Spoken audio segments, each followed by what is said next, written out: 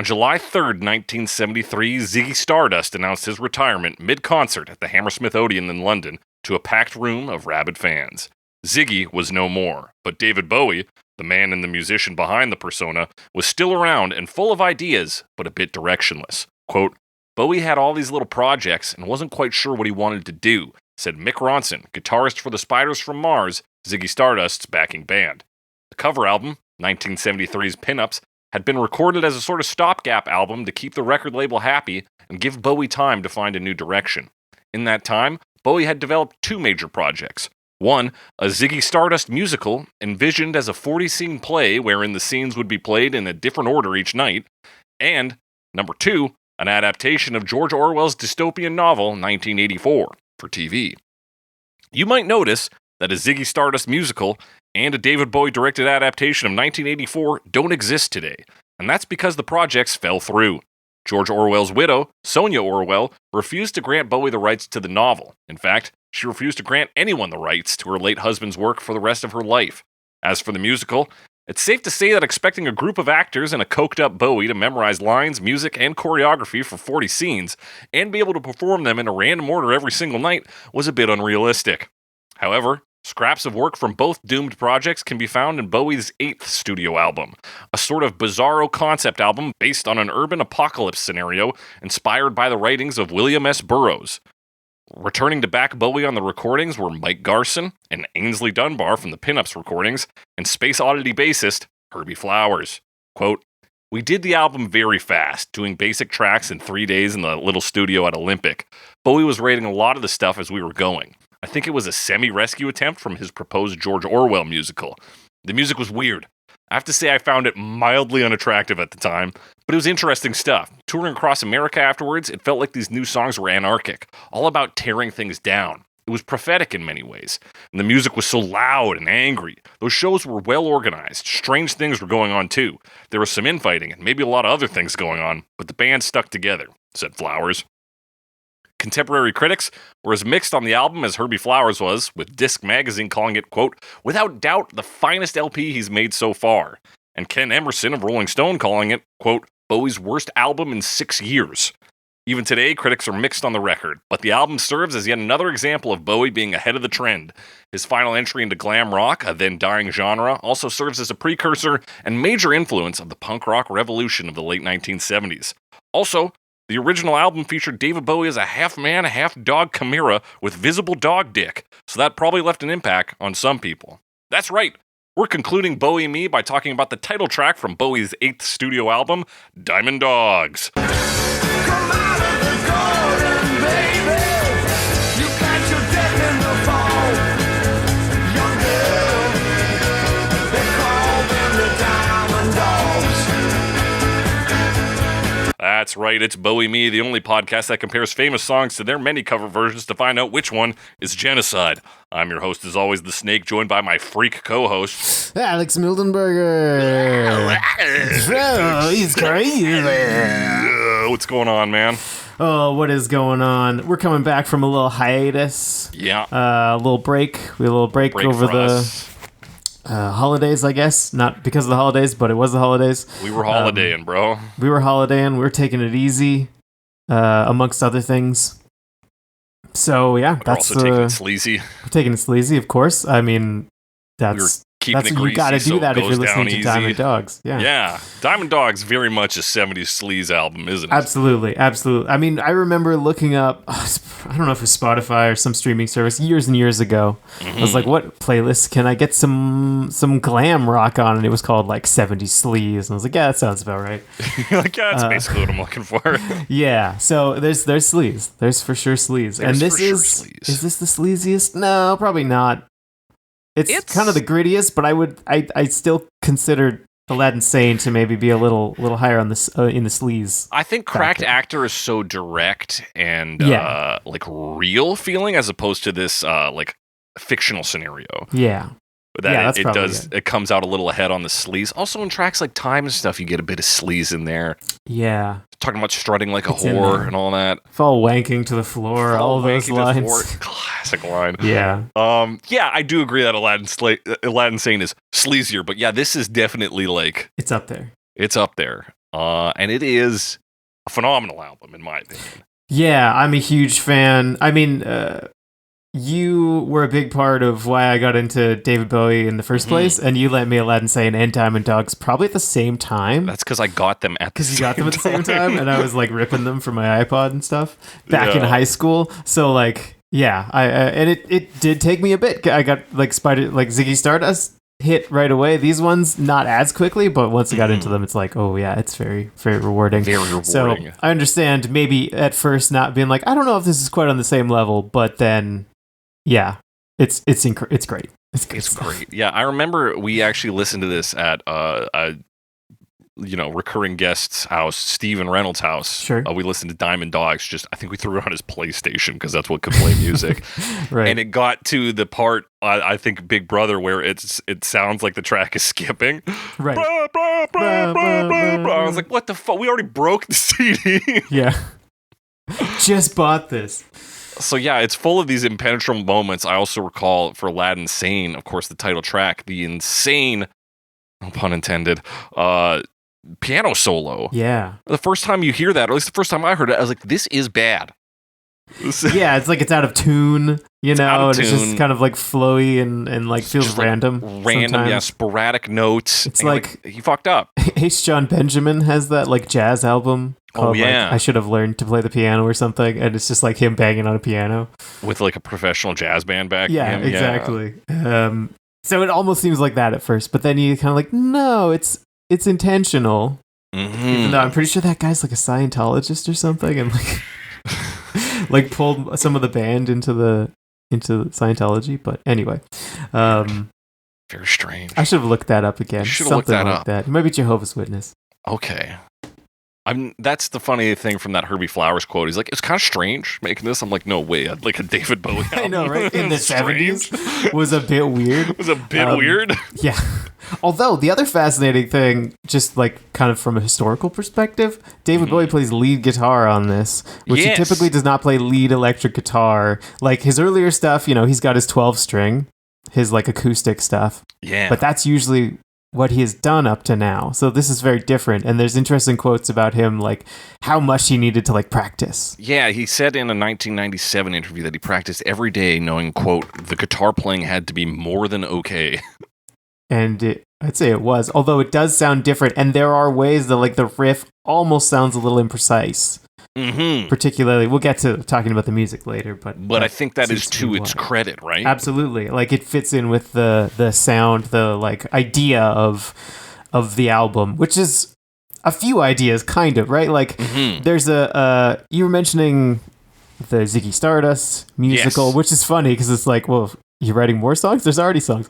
I know, right? It's only songs right now. But it is funny because the two songs that come off of that, Rebel Rebel and Rock and Roll With Me, are so Ziggy Stardust that sometimes I forget that they're Diamond Dogs. They're Diamond Dogs, yeah. They do feel a lot more like straightforward.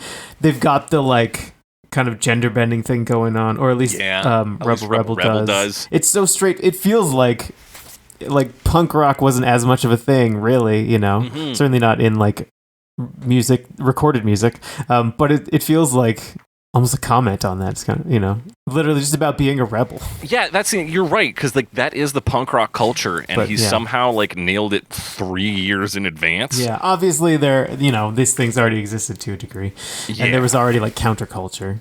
That's not new, but yeah. But it's kind of the same. We talked about Tin Machine last week. Yeah. For listeners, it was a week ago. And how he kind of was like just ahead of the cusp of grunge too. Yeah, just a little bit ahead of the curve.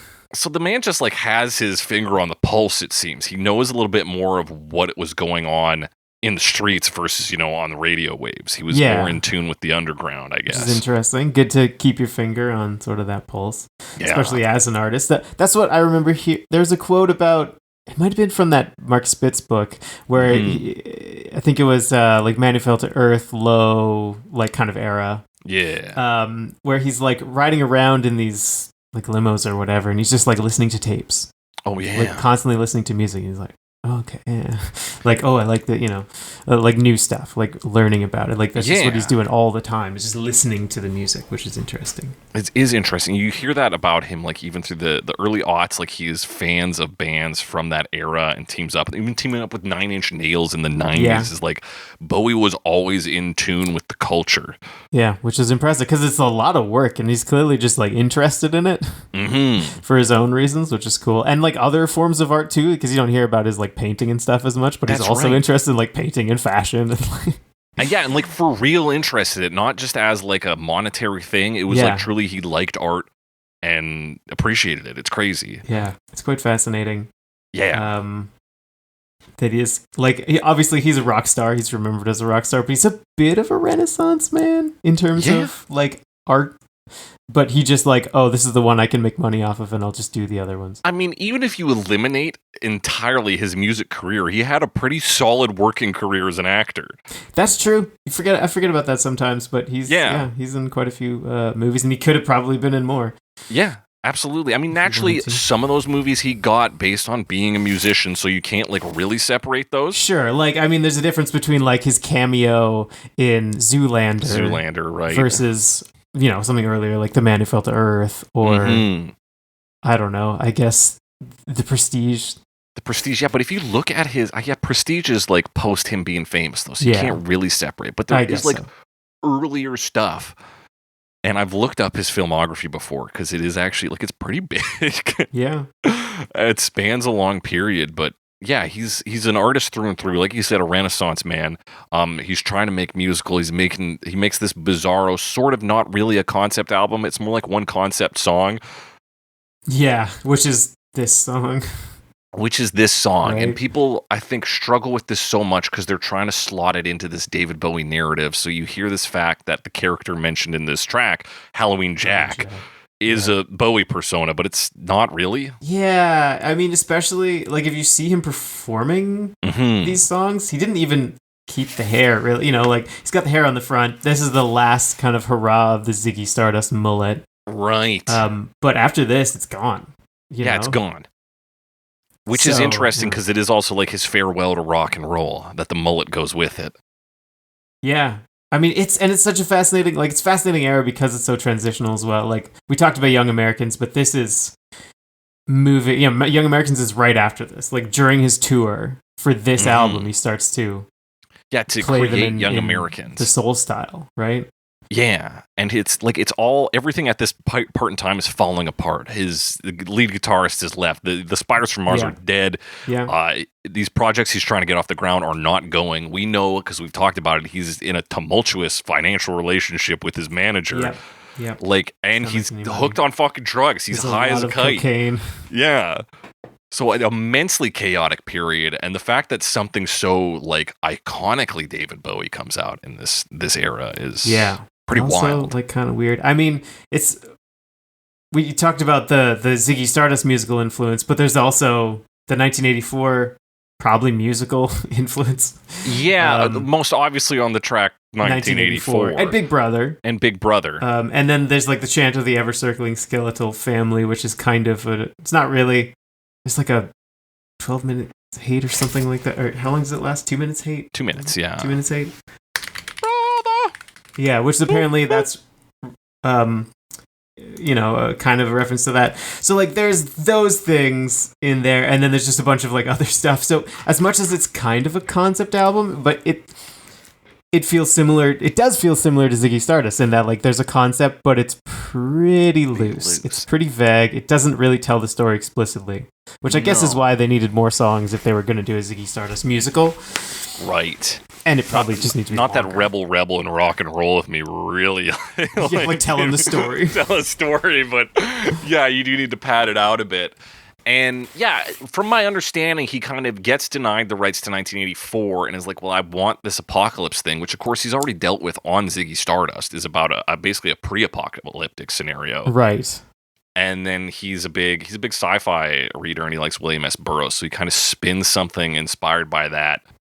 So the stitching between 1984 and this apocalyptic scenario are kind of like woven together, Yeah, and it does, I mean, at times, like there's some more connections sometimes, just because it's like, oh, these are like the 3 tracks that are 1984, and these are the 3 tracks that are whatever. It kind of feels like a science fiction like short story collection. Yeah. Almost. Like I remember reading the Martian Chronicles, which is a science fiction short story. Oh yeah, that one rips. Collection, I like that which is pretty cool. But when I read it, I didn't realize it was a collection of short stories. So I kept thinking, like, when are we going to get back to this storyline? Like every single chapter is a new storyline. I'm like, when are we going to get back to these astronauts? It's gonna be crazy like, what happened when this all ties together. Exactly, and then it just doesn't. So like it kind of feels like that, where it kind of leaves things behind. Mm-hmm. Because like Halloween Jack doesn't come back ever. Right? Like he gets mentioned, he like does a Tarzan bit and that just like disappears. He's like, not dude, this guy Halloween Jack, he's crazy like Tarzan. Anyway, let's talk about some other stuff. Anyway, here's 3 songs back to back about drug dealing. Yeah, exactly. That like, and they also have like kind of the meta thing because they talk about like it being on set too there. So it's interesting stuff. Yeah. But we're not here to talk about those songs. No, we're here to talk about, and we should focus on this, the title track, which 6 minutes long. I think this one fucking rips. I love this track. Yeah, absolutely. I mean, this is kind of the most story you get. I do kind of tie in Future Legend, which is the like monologue intro to this song. Absolutely, yeah. Because it's, if I ever hear the song, I kind of want to hear the intro, and if Future Legend ever pops up for any reason, it doesn't really happen like just shuffling anymore. No, because I'm not just shuffling my iPod. But if it, when if it used to happen, I'd want to play the song afterwards. Yeah, I mean, I'd just like to hear him say 10,000 peopleoids. 10,000 peopleoids, split into small tribes. Packs of dogs. Yeah, it rules. And then it comes, because then that spoken intro, this ain't rock and roll, this is genocide. Yes, makes it onto this track and like is such a cool line. Yes, it's like what you've mentioned several times. It's basically rock and roll gobbledygook. Yeah, like does it mean anything? I don't know. It sounds really cool. It sounds really cool. It gets the people going. Yeah. And funny at a time where David Bowie is like publicly denouncing rock and roll in interviews, being like it's done, and also 2 promoting Nazism. Yeah, he did a bit of that. Around this time. And then there's kind of these like themes like from the start of, Bowie, which is Ziggy Stardust, in the public. He's been talking about how it's all falling apart, right? Mm-hmm. So like ever since that, at least he's been like, that's been his theme. And like this, like his glam rock albums really push that. Yeah. And then this is like the end of it because everything's over. The apocalypse is here. It's done. Yeah, and that's maybe the proclamation here is like, this isn't rock and roll like the fucking Beatles and Elvis Presley were doing.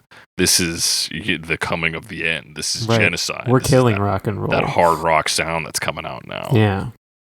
And we get just, the first verse is just a sleazy depiction of some fucking whacked out drug addict, basically. Yeah, basically. It begins, as they pulled you out of the oxygen tent, you asked for the latest party. With your silicone hump and your 10-inch stump. Dressed like a priest you was, Todd Browning's freak you was. Let's talk about that. Yeah, let's, because I forgot to look up Todd Browning. So it's a film, Freak. Oh, okay. Which was Todd Browning's Freaks. A bunch of deformed dwarf people. Okay. That was banned in England for like multiple years because it was fucked up. But he's like trying to say like, this is what you look like. Yeah, he's like, you look just like a freak from the movie Freak. From the movie Freak, because I know movie. And like deformed circus performers is the what it contains. Right, deformed circus performers. So you look like someone who is deformed. Yes. Although why silicone hump? That makes it sound like it's fake.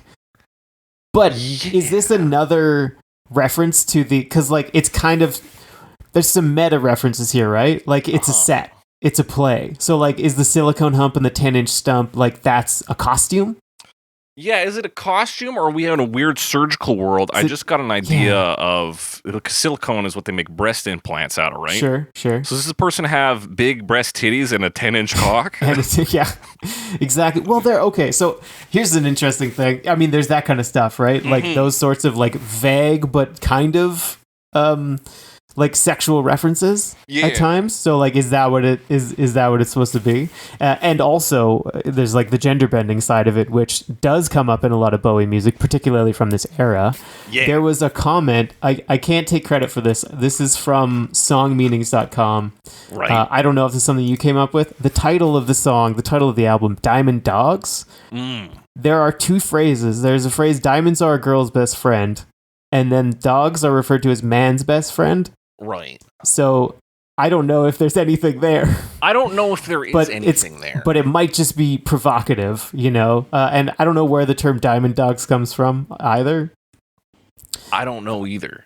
Like, I didn't see that anywhere, but it was interesting. Someone brought it up that could be taken as like this sort of gender bending term of like the best friend of someone who's maybe, I don't know.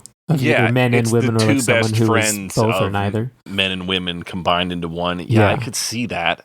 It's also, there's something about like, we don't do it so much these days, but something being like a dog used to mean it was bad or like poor or slovenly. Oh yeah, I guess so. We love dogs too much for that to really carry these days. Right. And then you have a diamond, which is the opposite of that. It's very refined and beautiful. So another idea of like juxtaposition. Yeah. Regardless of whether it's gender or something else, there does seem to be a juxtaposing element there.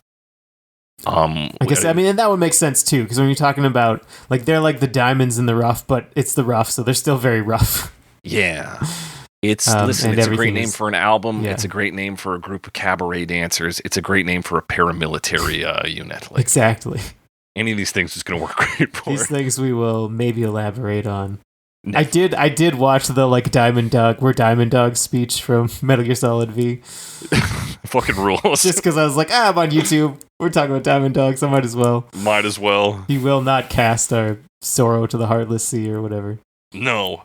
That game has some good cinematic moments in it. Absolutely. I will not take that away from it. I'll not take that away. And of course, your entire outfit is called the Diamond Dogs. Hell yeah, the Diamond Dogs. But that's a bit off topic. So yeah, the silicon hump, the 10-inch stump. We're dealing with the freak stuff here right now. And I do think like there's a few things in this song that make it feel like we're talking about a stage play, a set. Or a set of some kind. And I'll get to that in the next verse a little more. But the thing about the silicone hump and the 10-inch stump makes it sound like maybe we're talking about costumes and being a little meta. Right. Because they're dressed like a priest. They're just dressed like a priest, right? But you're a freak.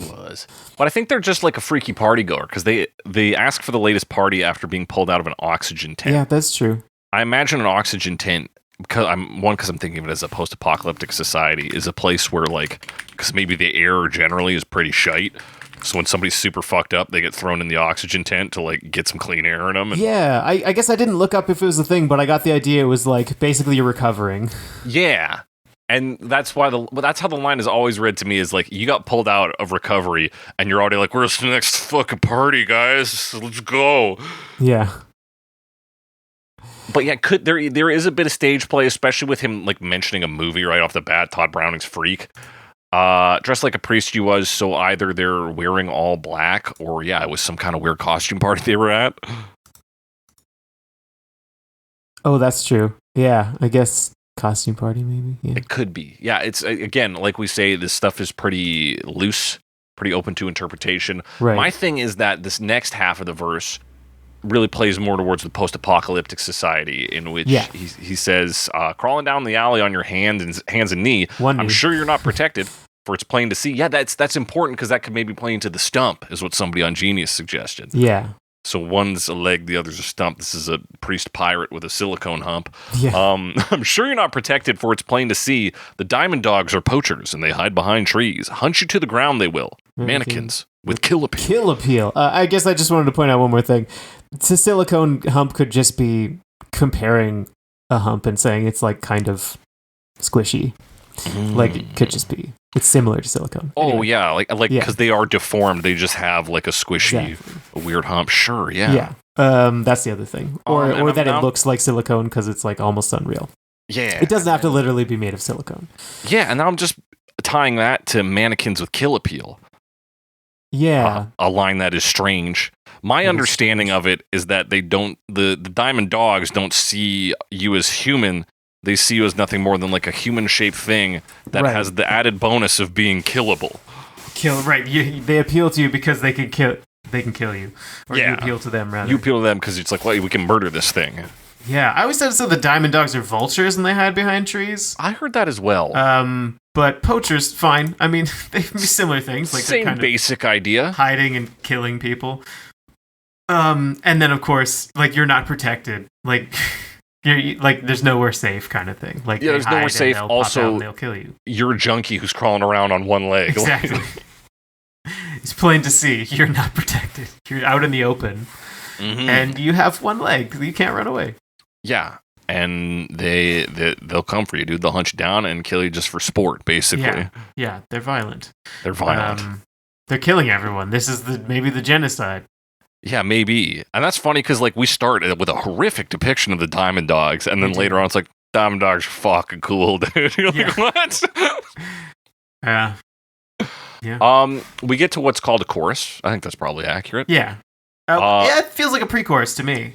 Honestly, you're right. I labeled it pre-chorus. I think Will They Come is pre-chorus, and then Come Out of the Garden is chorus. I would agree. Yeah, I mean, like, musically, it feels obvious. Like, it's building tension, releasing tension. I think even in my notes, I have it read out that way.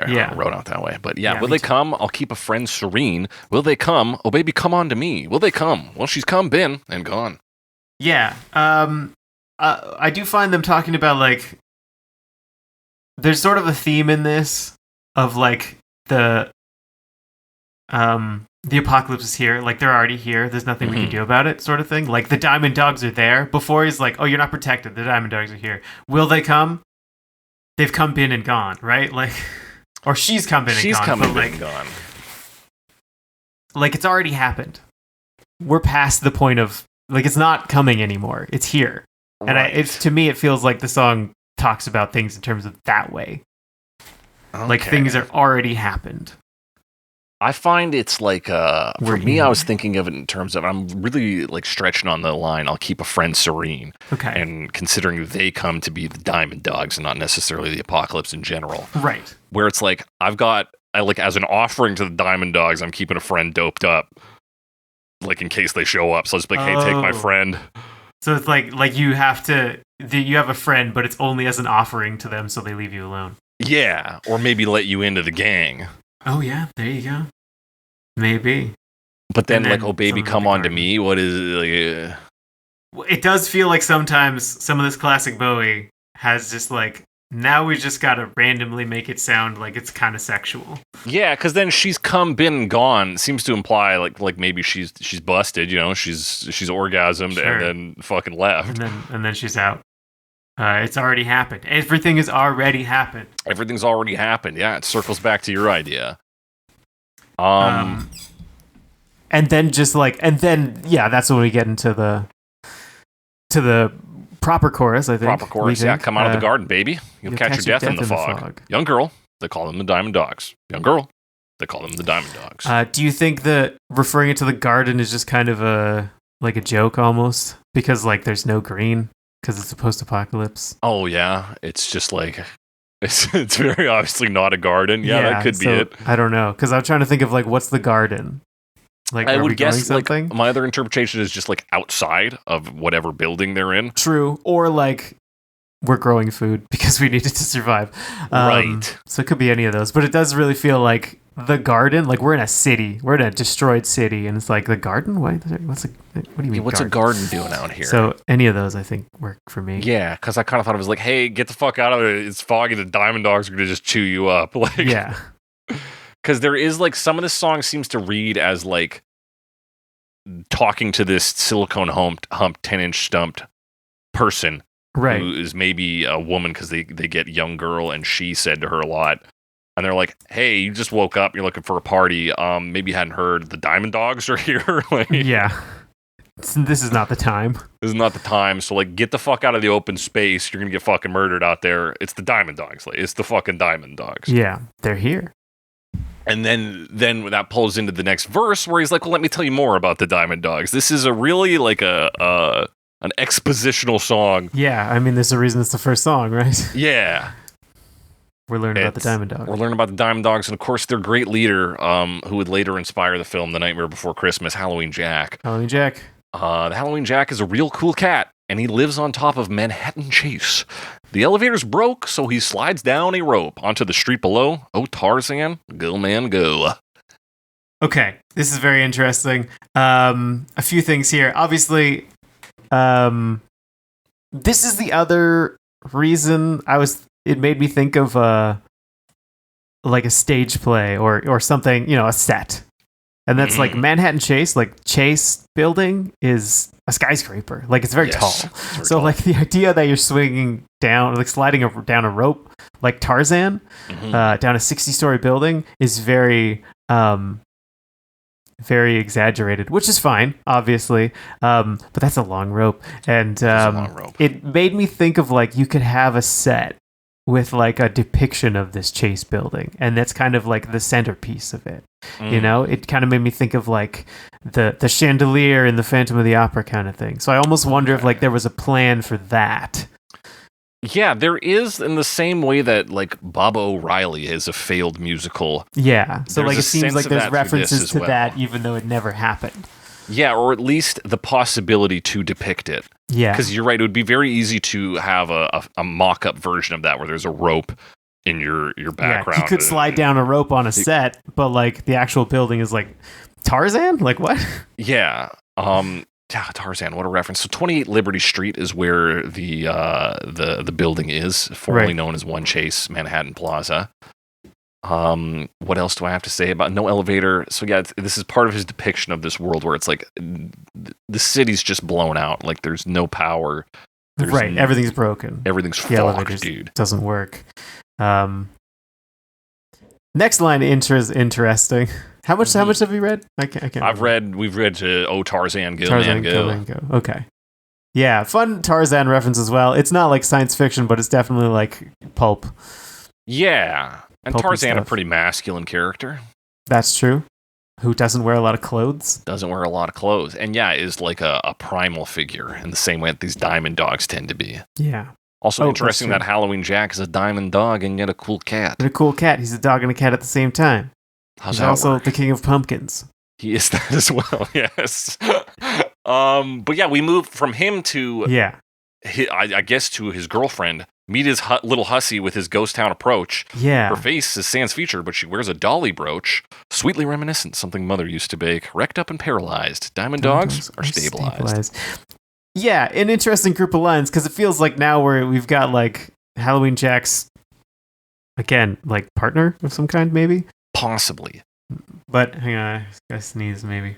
God, let it out, Alex. Because there's a possibility it's his partner who's being described as like an otherwise not interesting woman. Yeah, she's gonna put out, but she's pretty bland except for this dolly brooch she wears. Right, which apparently I never knew it was Dolly. Apparently Salvador Dali designed a lot of large brooches. Yeah, that was news to me as well. And I think the other significance is like because they're not wealthy, but everything's destroyed, so it's like a looted brooch. Yeah, and that's the thing is that since Halloween Jack and the Diamond Dogs are these poachers who run around and fucking take whatever they want, they're scavengers. It's the year of the scavenger, Alex.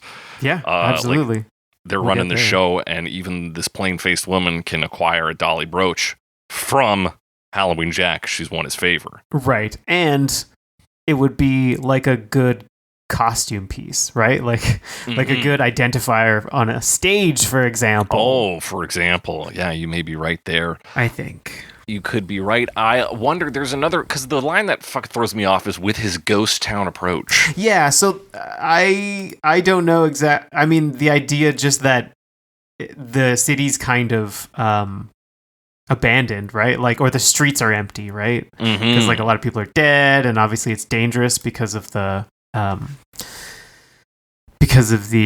Diamond Dogs.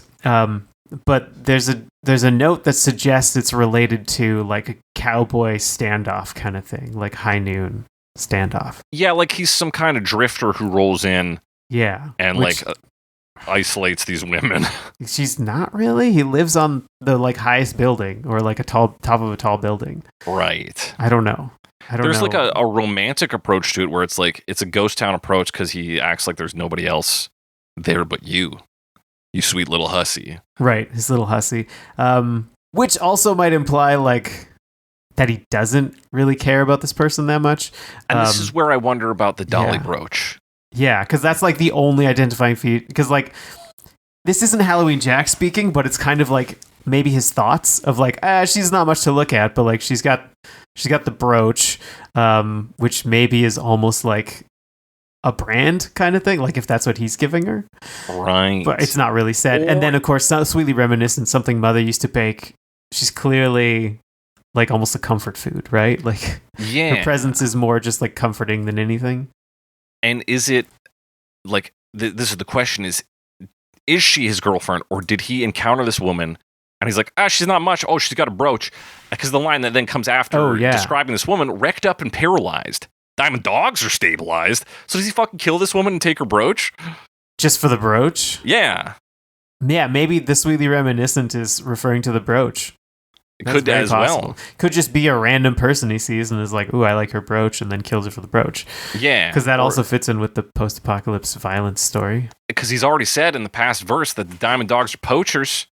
Yeah. And they'll hunt you to the ground, and you're just a mannequin with kill appeal. So we describe an encounter in which he meets a woman, very plain-faced, but he likes her brooch. And she's perhaps maybe a little naive and not aware of the diamond dogs and their things, sweetly reminiscent, something mother used to bake. And potentially approaches her in a way reminiscent of, like, gunfights. Yes. So, like, it could be all that. It all adds up. It all adds up. So, yeah, is it his plain girlfriend who is enriched by his scavenging, or simply another victim of the diamond dogs killed for jewelry? It's vague.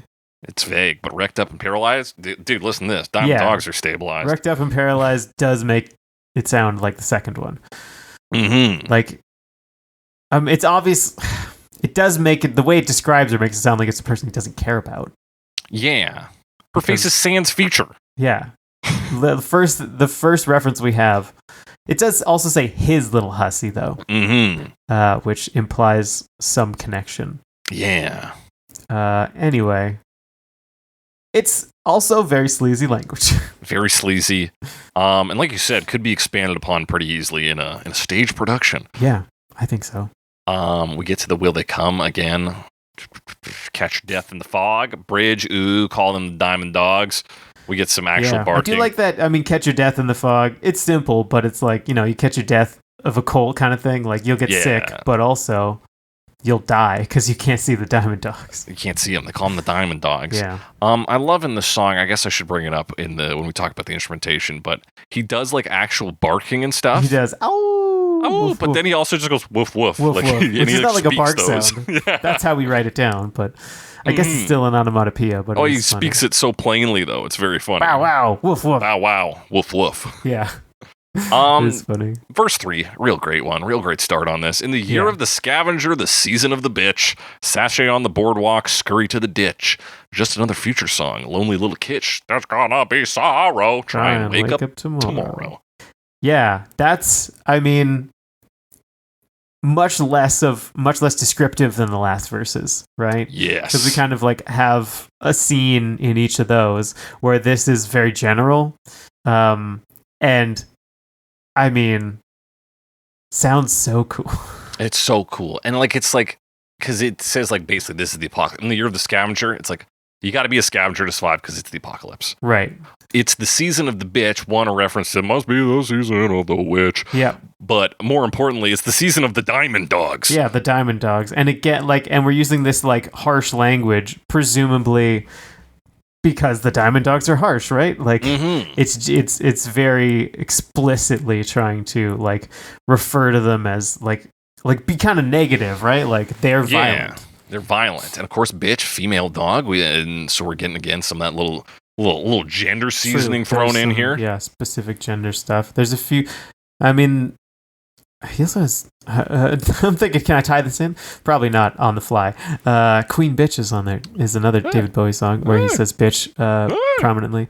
I'm not going to dig into that. He uses it every once in a while. Yeah, it's he uses it very occasionally.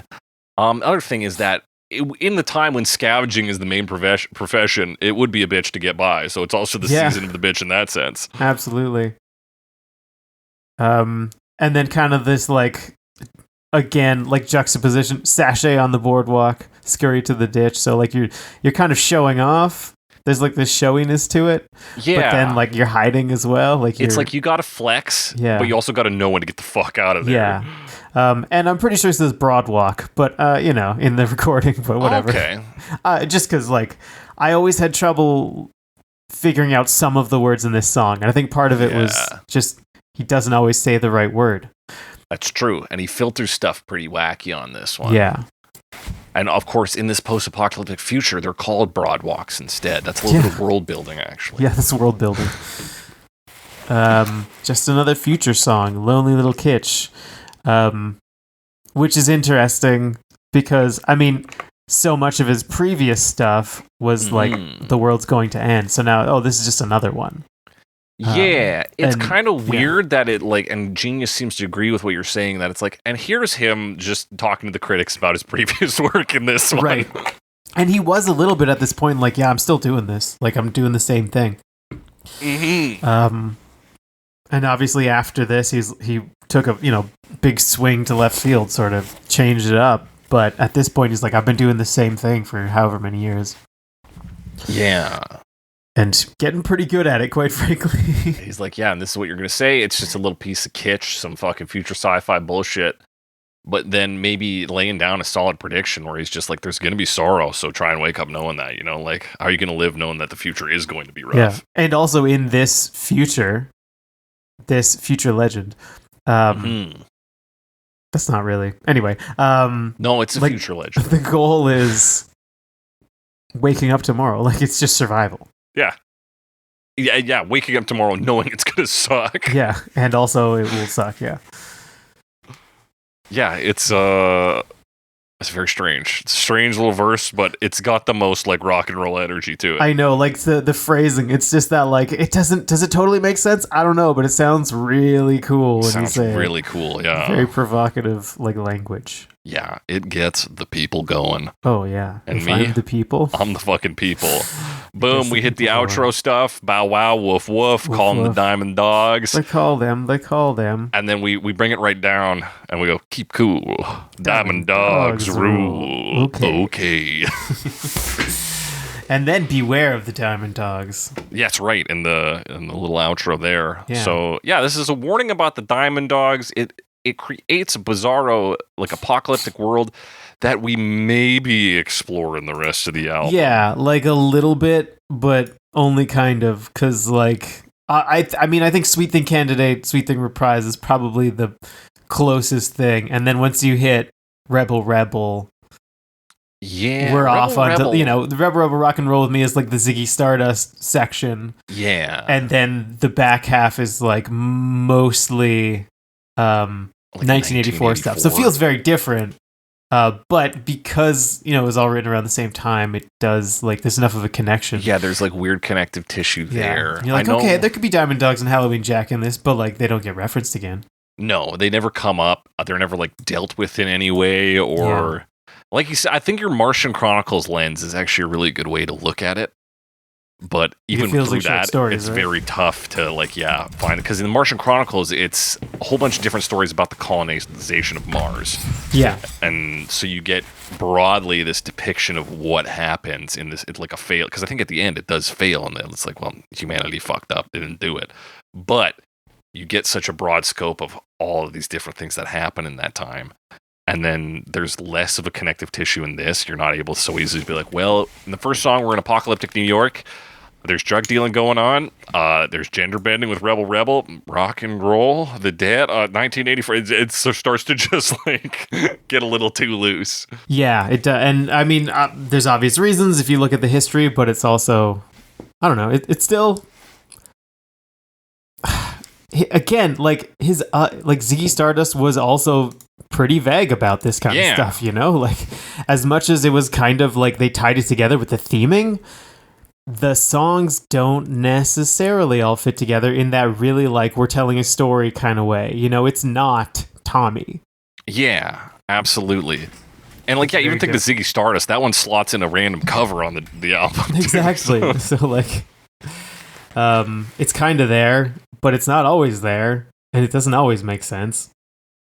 No. So Yeah. But I'm a Diamond Dogs defender. I fucking love this album. Absolutely. Diamond Dogs. I mean... Hey, Diamond Dogs rule. Diamond Dogs rule. Okay. Okay. Keep cool.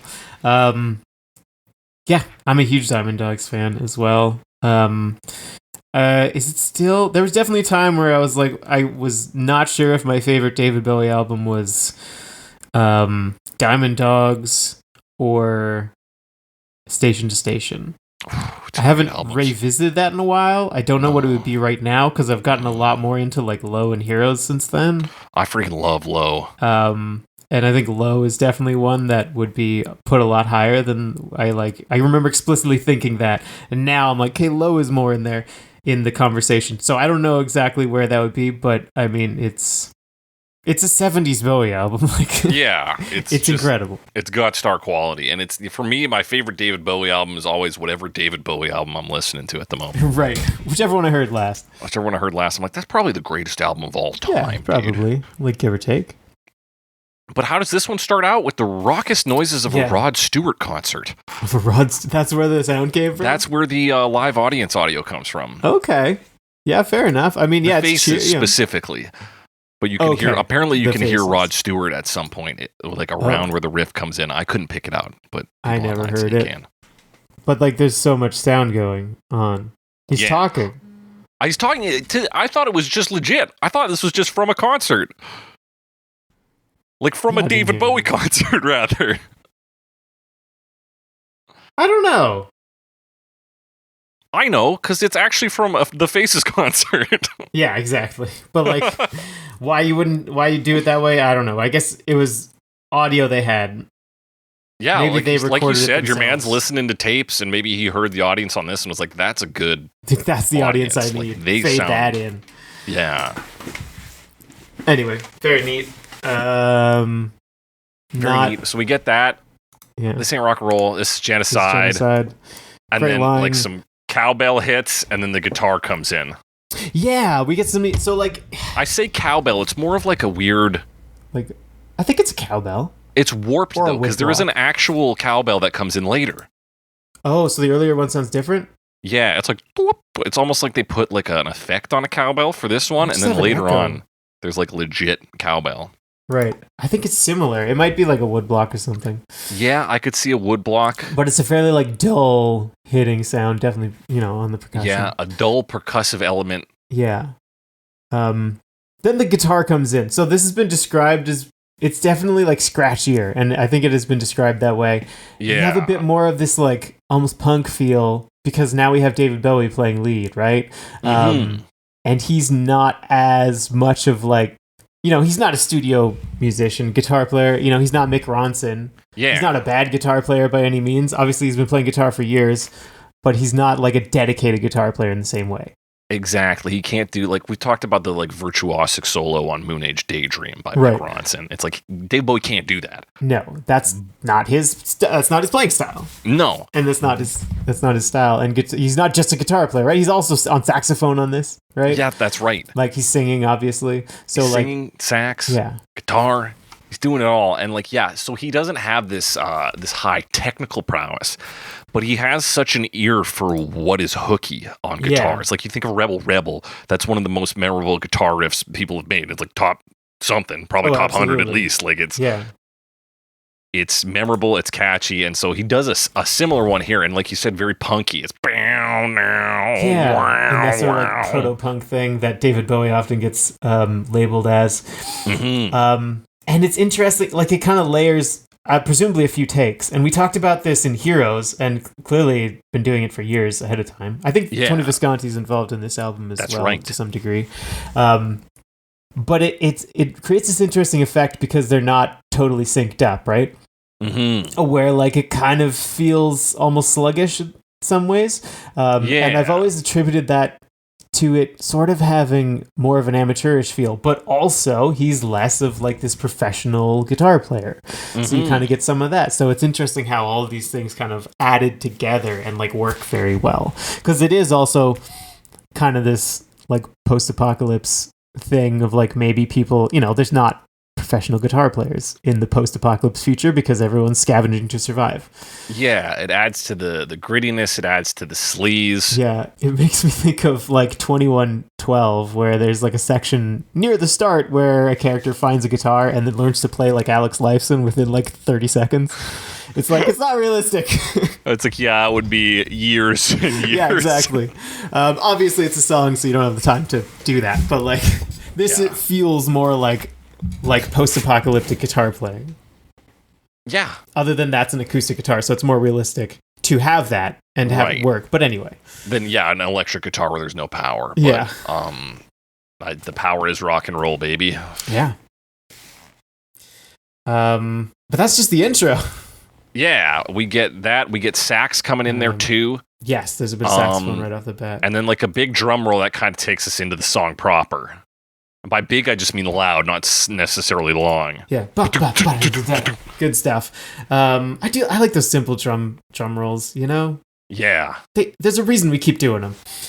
Yeah, the impact, baby. We love it. Exactly. So the riff changes a bit right when you get into the verse. You're not getting that same, it's just like dun dun dun dun dun dun dun dun, dun, which is like basically really basic rock and roll riff, right? Yeah, like, truly to the point of just being like blues. Yeah, exactly. It's like just you doing that. I think it's like the fifth or whatever. I don't know.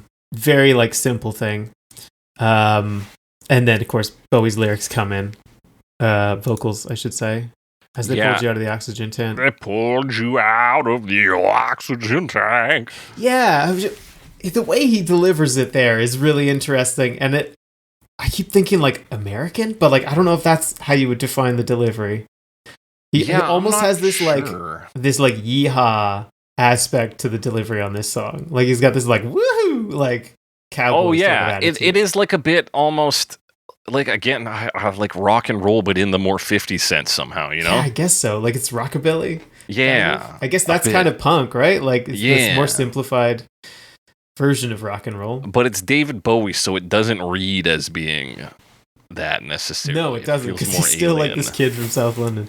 Yeah. It's very good, and then he makes it even weirder by doing an effect on, like, his backing vocals or his harmony tracks, where it's almost like he's singing through water or something. Yeah, it's like bubbly, like watery, it's bubbly, a little warbly, sound, which I believe is just like a filter effect, right? Mm-hmm. I know we did that when I first got my Sub 37. We like fed the drums through it because we were like, what? Like we're just messing around with it. We're like, what does this do? What is it? You know, and we just basically all we could do is make things sound like they're underwater. I don't know if you remember that. I do. Like, I remember that. We're like, okay, it sounds like the drums are underwater. Cool. Sounds like the guitar's underwater. Cool. All right. Neat. It's like, yeah, we figured out a way to put instruments underwater. Yeah. If we ever need that, we got it. Yeah. And so far, folks, we haven't needed it, but David Bowie needed it. David Bowie did. We haven't needed it. Maybe one day. The drums also kind of switched to like being more of a straight 4/4. Yeah, but still with some big like tom hits on there. Yeah. Well, before it's like the cowbell, right? And then you get to like, straightforward rock beat. And that's pretty much it. There's some like cool like sliding around. The guitar's got some twang to it. Yeah, there's like some crunchy guitar rhythm. It truly is. And we've had kind of a similar conversation talking about the Cars like a couple years back. We're like, I didn't realize this was rockabilly. But yeah, this exactly. Also has a bit of that. You're like, okay, they got like the slapback or they got the jangle. This one, I don't know. It's just got like a bit of a twangy sound, especially when he slides up, right? Yeah, because like he does that for a bit, and then like that you go like have that slide guitar feel, and like that's pretty country sounding, like westerny.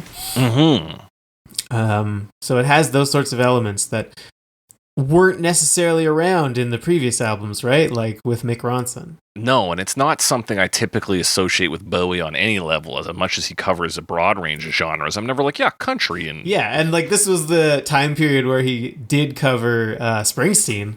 That's right. But I don't know that. I don't think it was released, but it was meant for pinups. It was meant for pinups or pinups 2, which never got released. Right, the American version of pinups. Yeah. Like specific American. Pre-chorus. We're in the pre-chorus. So the drums change up here.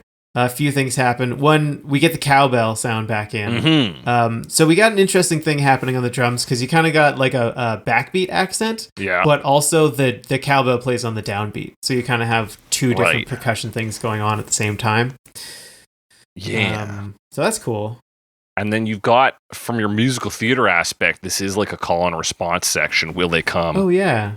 Oh, baby, come on to me. Will they come?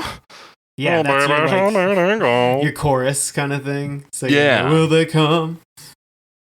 Yeah, that's what read to me as being a very, like, oh, this was meant for stage. Oh, yeah, absolutely. All the, like, bubbly vocals on this could have been done by, like, a choir. Yeah, exactly. Will they come? The guitar's rising up, so like you said, when we're talking about it, like musically, this is a tension build. Yeah, I mean, you get the shorter guitar sounds. It's rising, like you said, and then this like eighth note piano. That's right. Chord sound. And also, it's playing that,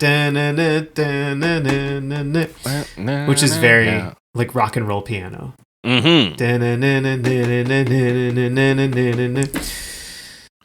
Just like going between the like fourth and the fifth, basically, in any chord. Very simple rock and roll piano. Yeah, and then that builds us to like an explosion of his vocals and the sax at the same time. Yeah, come out of the garden. Well, there's a few like the sax, and then it kind of plays along with the piano and the guitar. So like everything's more concentrated and doing kind of the same thing. A very punk rock move, just to like double, triple everything up. Exactly, and of course, release of the tension. We don't have that building anymore. Come and now here in the chorus is what a cowbell actually sounds like. Right, it's got the metallic sound. Yeah. So it's much more dull sounding before this. Yeah. Mm-hmm. Yeah, for sure. I don't know if there's different kinds of cowbells, because I have heard cowbells, I'm like, is that metal? Right. So I think some might just be duller. Or you can have something that's like you said, like cowbell-esque, but it's fucking right. wood. It could be a wood block or something. Yeah. I know they have those like big bell-looking things. Yeah, that's what I'm picturing right now. Because we'll hear later just hard rock version of this where they just use straight cowbell, and I'm like, yeah, that works. It's like it's the same cowbell throughout. It's cowbell. So it's an interesting choice. Like, it's an interesting texture. It doesn't really add or take away from the song heavily. But I did notice it this week. But it is there. It is the cowbell. It will cure you or whatever if that's what you need for your medicine. Yeah. The other thing they do, I mean, we've been playing cowbell-esque sound before this, but now we add the the. Oh yeah, it's a more full rhythm. It's an extra eighth note, like, metronome timer. The three groups. It sounds like a triplet. It's not a triplet. It's an extra eighth note because it's 3 and 4 kind of thing instead of da da da da da. It's da da da. That sticks around for I think most of the rest of it. Yeah, I think it kind of just hangs. Yeah, hangs around. But now we're getting introduced to Halloween Jack. Yeah, we fucking ride out on this. We get, like, big sax sustains throughout this chorus. Yes. Yeah, we break into Halloween Jack, which is a much livelier verse, this one. Because the drums pick up here a bit, don't they? Yeah, the guitar's louder as well. Mm-hmm. Similar, like... It's kind of this, like, long pattern. Like, we talked about the guitar playing, like... But other than that, it plays... I can't even, like, really find a looping point in this riff. Yeah, it's almost like if you took away the track, like took away everything else, it'd be like a solo almost. Yeah, like or maybe it's just so short I'm not noticing it. I don't know, but it feels like longer. It feels a little like jazzier or walking bass line adjacent, where it's like it's playing in the range it needs to play in. You know, it's playing the notes in that key. Improvisational. Yeah, it's improvisational. Anyway, that's what's going on with the guitar. And that's like the verse is not that different, but it is more intense for sure. No, it just amped up a little. And similar for the following pre-chorus, you know, you can hear the piano more, but it's really just that tension building section. Yeah, and from there around 241, we break to the woo-hoo-hoo kind of breakdown section. Yes. Call them the diamond. The bridge, perhaps. Yeah, I'll call that a bridge. Yeah. It's not 8 bars long, I'll tell you that. No, certainly not, and it doesn't connect 2 choruses. Or no, wait, was that the other song? Doesn't matter. The other song, that's interesting. The future. That's going to be on just another future episode. No, Alex, we got to talk about the sax here, which sounds great here. This is like a classic riff to me. The sax going. Oh yeah. Sometimes I'll just do that. I'm like, sing no. Make the saxophone sounds. Yeah, in my make car. the sax noise, and also has like an old school feel to it. Because you're getting the saxophone in the rock and roll. Yeah, but also it's just the way it's played a little brashly, some brass. It has some of that sleaze built into it. Okay, I can see that. And like some Bowie saxophone can be more of like a drone or just like weird sounds. Yeah, without getting to that weird like balloon noise we've heard on some artists in the past. Right. Not that. But anyway, yeah, it's a little more straightforward maybe. There's a straightforwardness to Diamond Dogs that in some ways. Yeah, not that always. Is masked in like some great production, some great tone choices. And just a great mishmashing of David Bowie weirdness and sci-fi and electricity. Yeah, electricity. That's what you need. And then, of course, sorry, I'm moving past the bridge. Is that okay? Yeah, I was moving past that because he goes, "Ow!" Oh, yeah, he's making those sounds. He's making dog sounds, and then we reprise the intro. That's right. Which happens a couple times, or another time after this as well. Yeah, for the Diamond Dogs Rule outro, like right? The outro. But that's kind of cool. Like, we do an intro and then lead into the second half, which is relative, that happens in songs. We've heard this before. But then it comes back again right at the end, which is kind of neat. Yeah, and it's such a great, because that could be just the ending point of the song. He goes, "Ow." Yeah. We get a bit of the intro, we pull out. But this song somehow is 6 minutes long. Yeah, this is like halfway. We're halfway, and he comes back in with what we called like the best verse, the year of the scavenger, the season of the bitch. Yeah, it's like shorter and like doesn't make as much sense, but it sounds very, very cool. Because he punches it, like he sings it a little different. In the year of the scavenger, the season of the bitch. Yeah, like the way he cuts that off. Very cool. Yeah, it's almost a breakdown verse. It's less intense than the last one. It's not totally broken down. It's not like it cuts down to acoustic strumming or something. Yeah, but it's lesser like than before. Vocally a breakdown because he's almost more sing-songy. Yeah. Compared to Halloween Jack is a real cool cat, where it's like descriptive, and now it feels like, okay, let's do a song. Yeah. Like if there was a version of this that was just like verses of this length, it would be a little more vague. That wasn't as descriptive in the start. Like this verse could stick around. Yeah. It's solid. It's like you said, it's tighter, it's shorter. We get a good the backing vocals on there is gonna be Sorrow, like full underwater fucked up. Yeah. And then we carry real quick back into a pre-chorus. Like it's a very good short palate cleanse back into the chorus. It is. And of course, I mean this pre-chorus still a lower port in terms of energy. There's like kind of a whisper here even. Keep a friend serene. That's right. So he's still playing with different vocal takes on this. Yeah, it's like a stage whisper, but it's kind of a whisper. Yeah, and then you can't stop David Bowie from acting on a song. No, you can't. I mean, that's what I've heard about him in this era. He really always considered himself an actor, even though he was a rock star. He was pretending a rock star. Yeah, that's pretty much right. And then a more intense chorus. We break out into it, and it's also the outro, right? Yeah. So we get into like the outro. Yeah, we do chorus to that Keep Cool Diamond Dogs Rule around the 5 minute mark, and then like real classic outro for the rest of the minute there. And lots of those woof woof bow wows. Woof woof bow wow. Similar to the bridge, but like kind of extended, and then like kind of ad lib style stuff, saying various Diamond Dogs lines.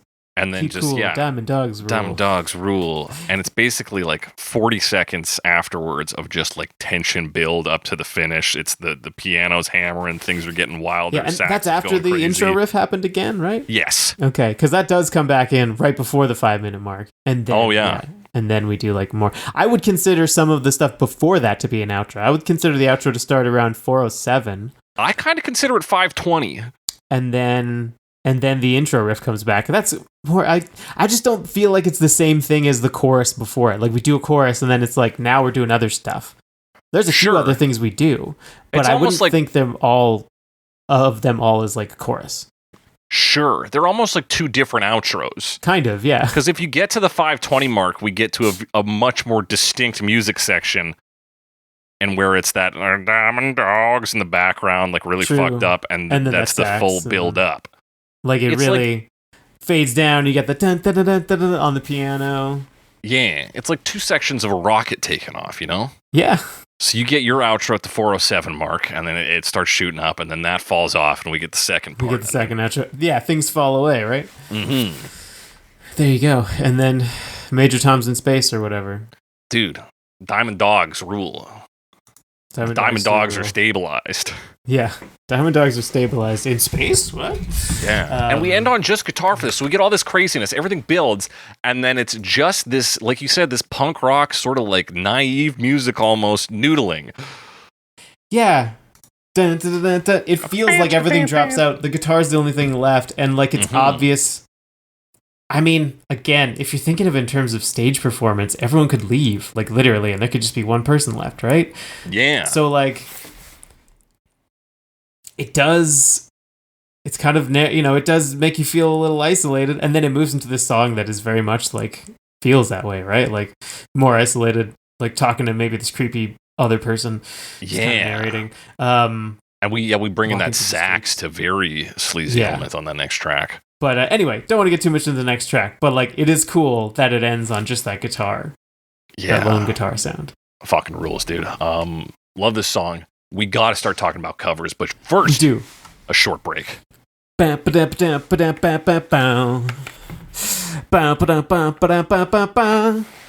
back talking Diamond Dogs by David Bowie, talking about musicals in the year 2001 with a song that is kind of in the film, kind of not, by Beck.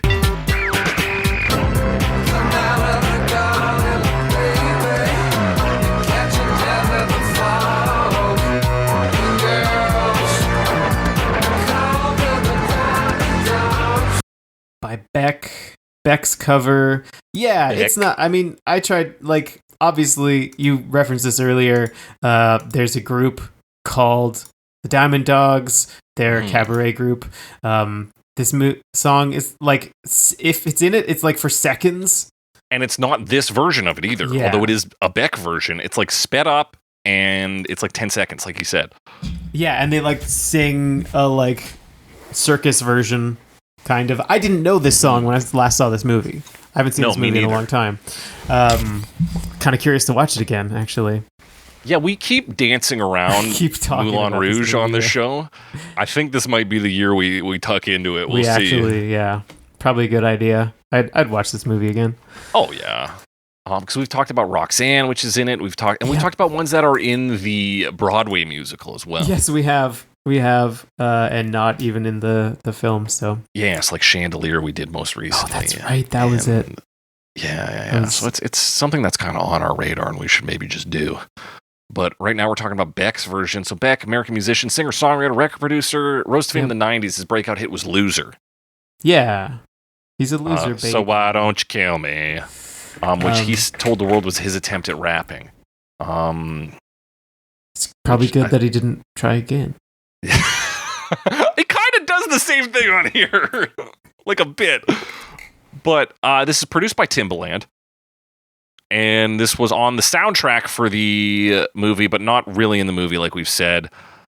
Yeah, on the soundtrack. Sorry, I'm dying. Hey, it's okay, dude. At least you died doing what you loved. Coughing. In a coughing fit. Yeah, sorry, where were we? Sorry, I was thinking about some kind of coughing outfit. I wanted to think of what that would look like, a coughing fit, outfit. As it were. It's just made of tissue. Made of Kleenex. Yeah, I guess that would work. And you can cough into it. Yeah, it would just be like or maybe like kind of like a flying squirrel outfit, so you can... You could just like have a big, just like pull up one arm and cough it. That would be bad, cough into that. I could use that for like coughing and sneezing. It could be a sick outfit. And then you could jump off a building afterwards, no problem. Yeah.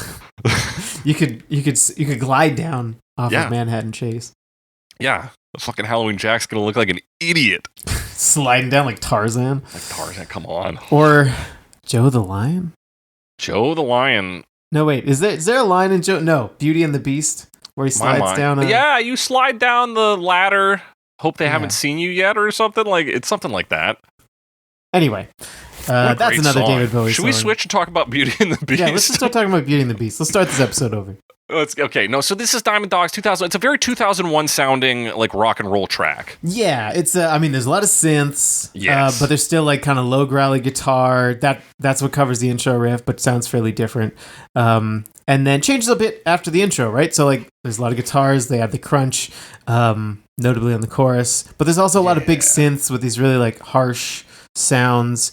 That's mostly in the pre-chorus, and then it's like synthy stuff, and then he sings it very rhythmically because there's a drum machine playing. Exactly. So it's all like synthetic noises. There's like ambient water noises and stuff, and then we get into this real like not quite industrial music, but like trying to be gritty. The intro lo-fi noises, kind of sounds like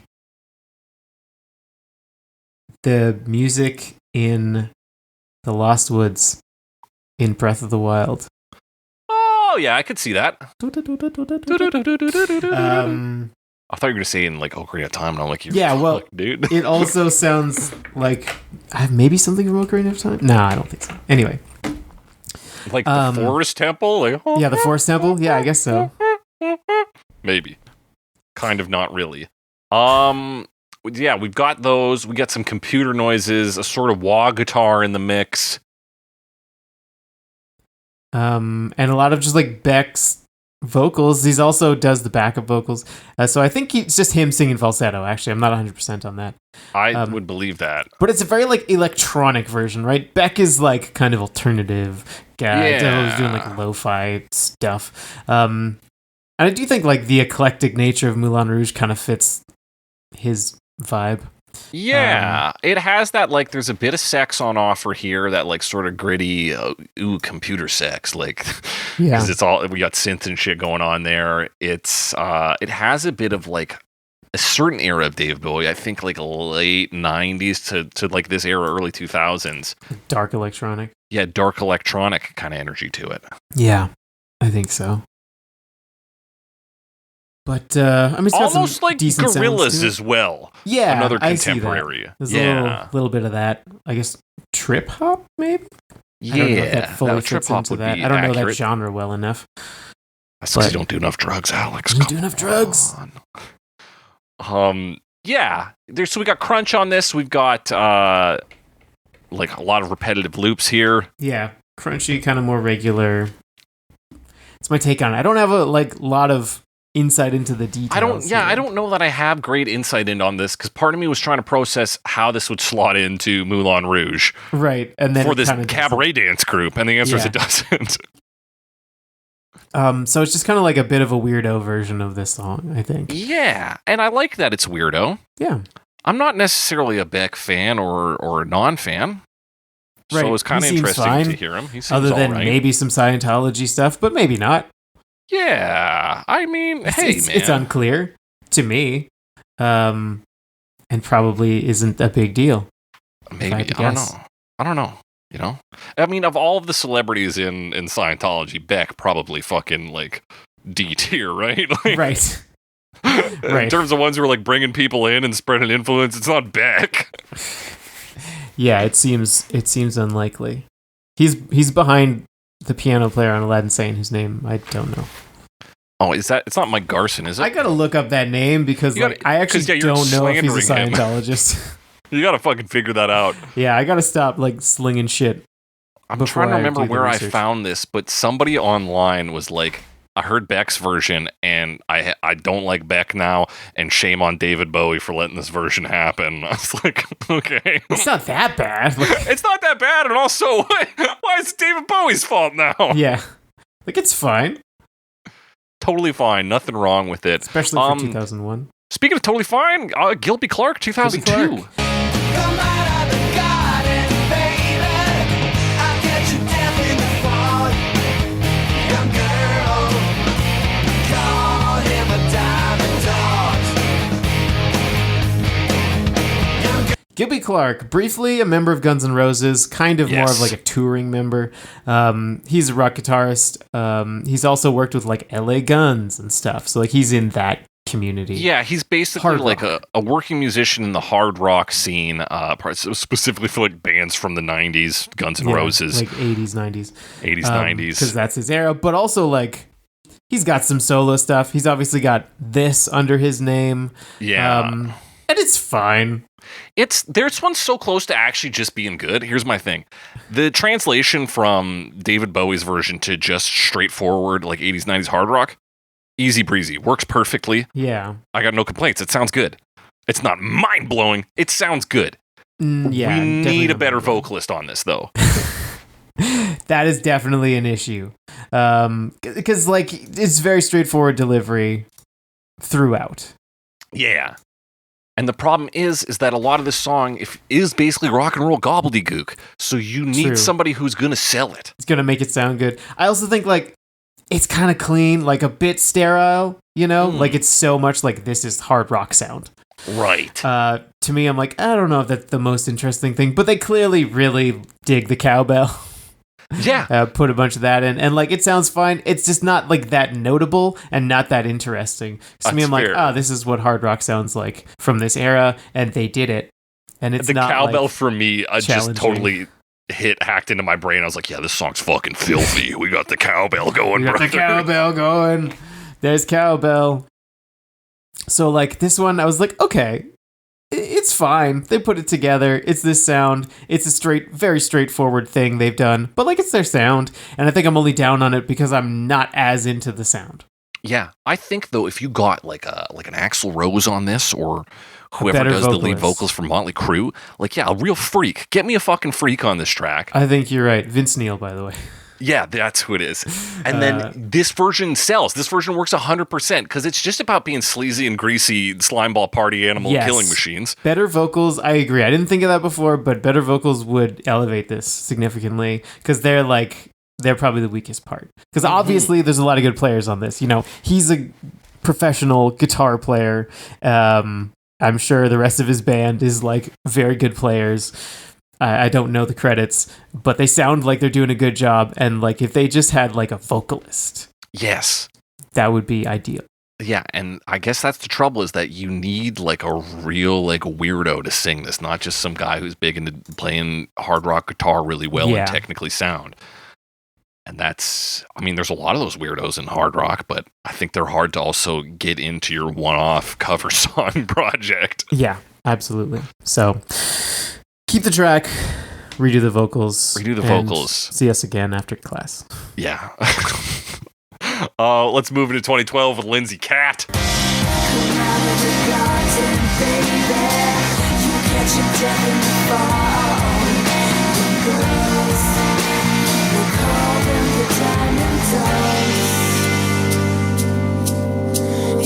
Lindsay Katt. I've got a quote from the website.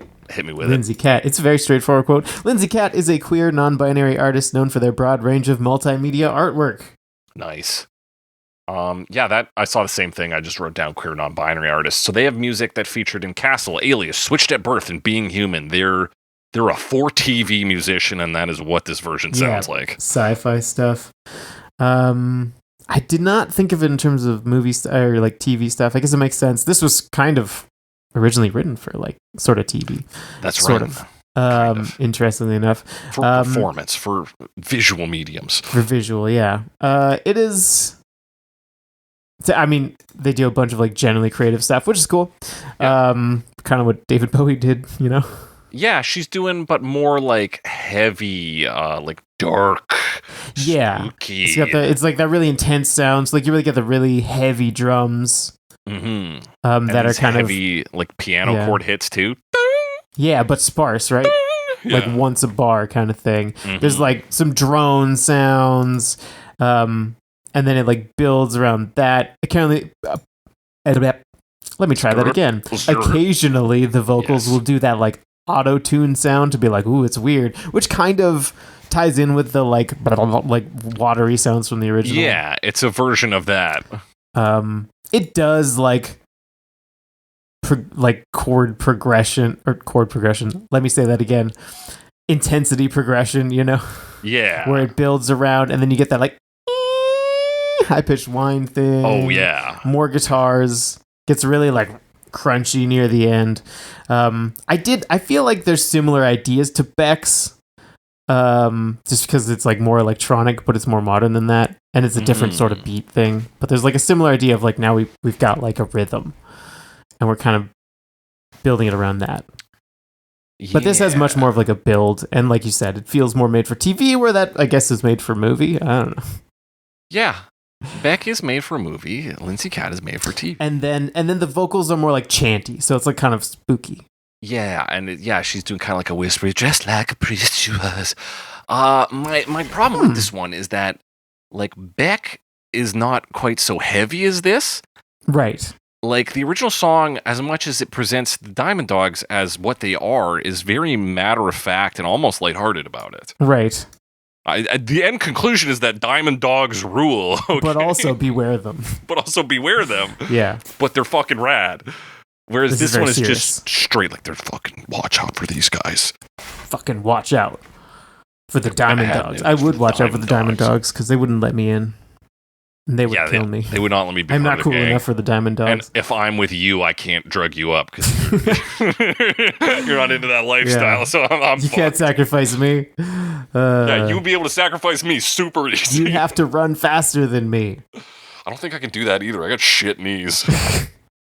Well, my knees haven't been great lately, but we're both getting older. Hooray! Us just attacking each other in the legs I as know. the Diamond Dogs come on top Throwing of us. stuff at each other's knees as we run away. I do have another note in this one that I thought was very interesting. So I noticed it more in this one in the intro, the chord progression, which is the same, I believe, as the chord progression of the original riff, but because they're just playing it straight on like keys, it strikes me that it's very similar to a song called Tin Soldier by the Small Faces. Okay. Which you may notice is the band that turned into the Faces. Which you may notice is the band that the live cheering sounds were taken from for the original version, which I did not make that connection before just now. That's fantastic. That's fun. There's also a Street Heart version of Tin Soldier. Anyway, that's fun. That's not that song that's like one tin soldier. No, it's not. It's not one tin soldier. That'd be crazy if that was the Small Faces. No. It's the like, because the Small Faces, that was before Rod Stewart was a member, so that was with Steve Marriott instead of Rod Stewart. Oh, okay. And Ronnie Wood also joined the group. Yeah, his face was way too big. He's like, we can't call it this anymore. Yeah, anyway, so that is something I noticed in this version. Yeah. At 2:15, she says they call us Diamond Dogs. Yeah, the line. I believe the line is "young girls," which was it that what it was before? It's just young girl or young girl. Okay, I guess it was young girls before or young girl, but I didn't notice that. Yeah, they call us the Diamond Dogs, so then we're it's the like, Diamond Dogs. Who are the Diamond Dogs? Be afraid of us. We're spooky. So I guess maybe that's the perspective here is like the Diamond Dogs take themselves seriously. Yeah. Diamond Dogs versus the Tunnel Snakes, Alex. I mean, they both rule. It's true. That's tough. That's a tough call. I don't know. That's a tough call. I think it has to be the Diamond Dogs. They sound like they're actual murderers. They do. They sound ruthless. The Tunnel Snakes are like a bunch of punks. Yeah, or a bunch of just like delinquent like children. Kids. Yeah.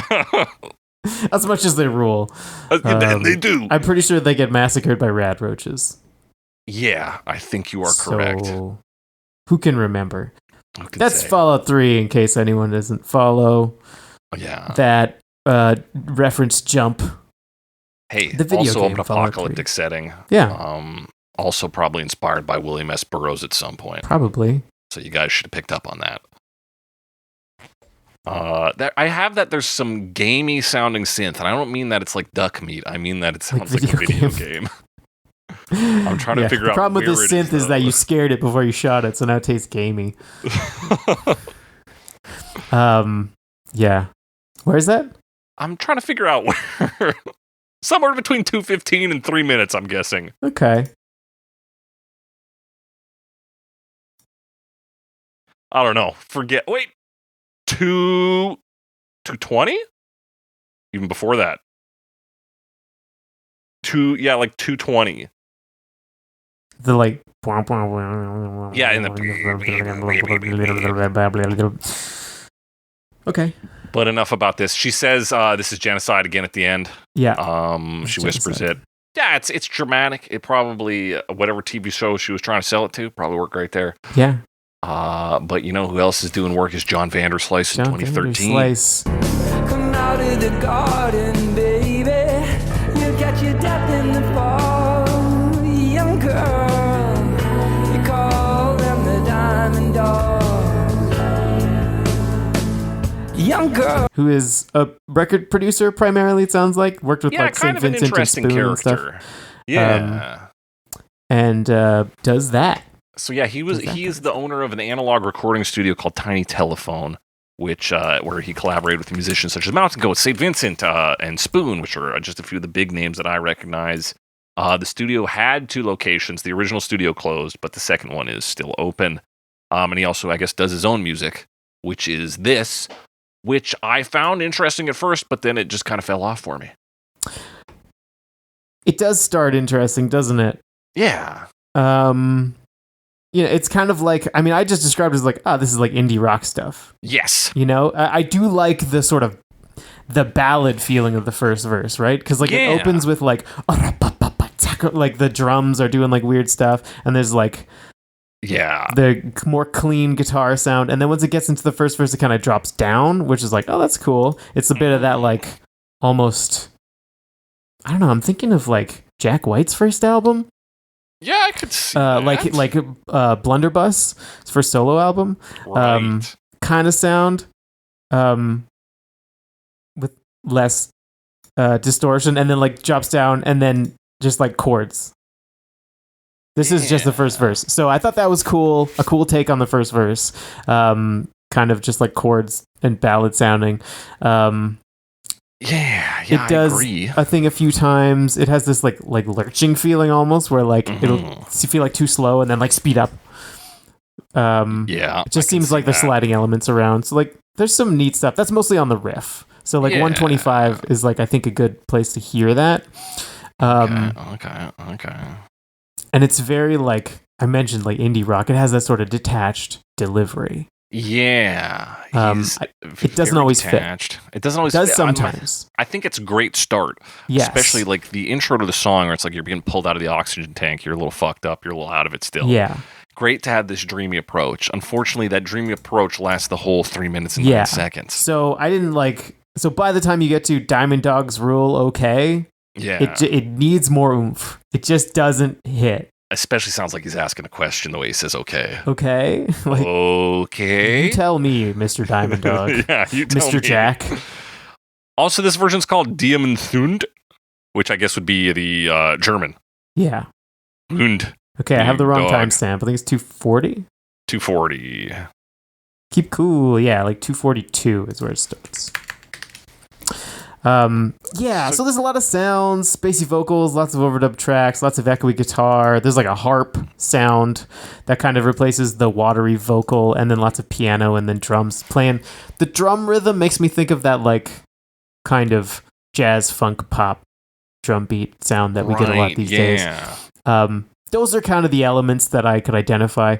I agree. It doesn't necessarily hold on to the very end. It does feel like the delivery works at first and then kind of doesn't hold up by the time we get later into the song.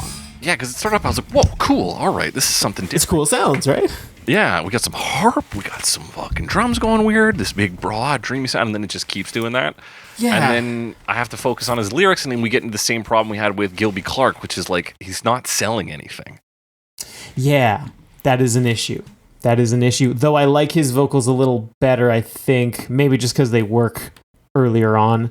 I like the sound a little more, just because I'm less into the like straightforward hard rock sound. Right. But they do both fill a similar, like, niche. Yeah, they're both working their field, you know? Yeah. They know what they're doing with these. Where like it's song in the style of this group, but the style of this group is not the most unique thing. And I say 100%. Group, these are both solo artists, so. Yes. But I don't think they were just by themselves on the track. Probably not. But Speaking of covers that are maybe a little too by their own books, so to speak, a little too stuck in the genres, a little too fucking boring, we got Jinn 2018.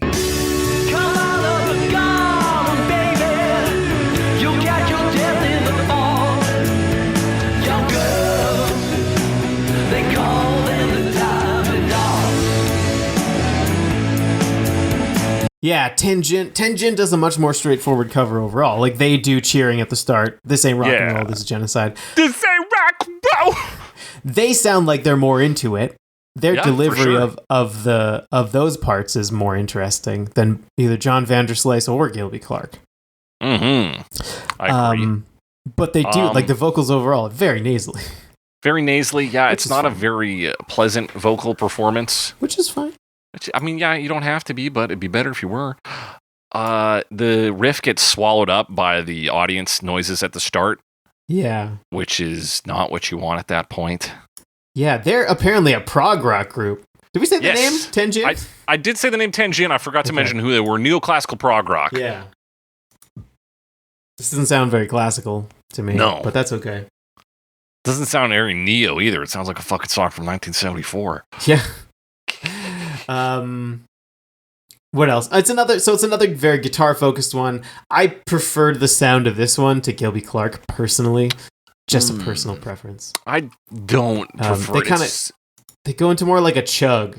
Yeah. When they're doing the chorus. Which to me is pretty rote as well. Fair enough. But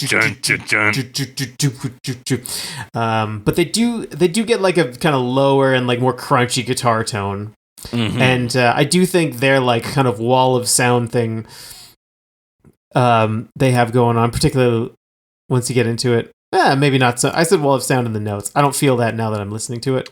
Yeah. But they get some saxophone in there, which I can appreciate. I'm so glad they get saxophone in. It rips.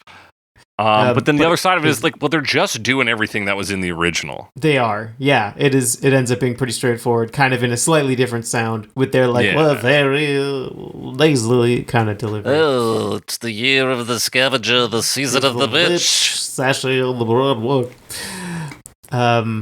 So it is another like pretty straightforward cover. We have several of those here in that it's like, oh, we're doing this in this style. Yeah.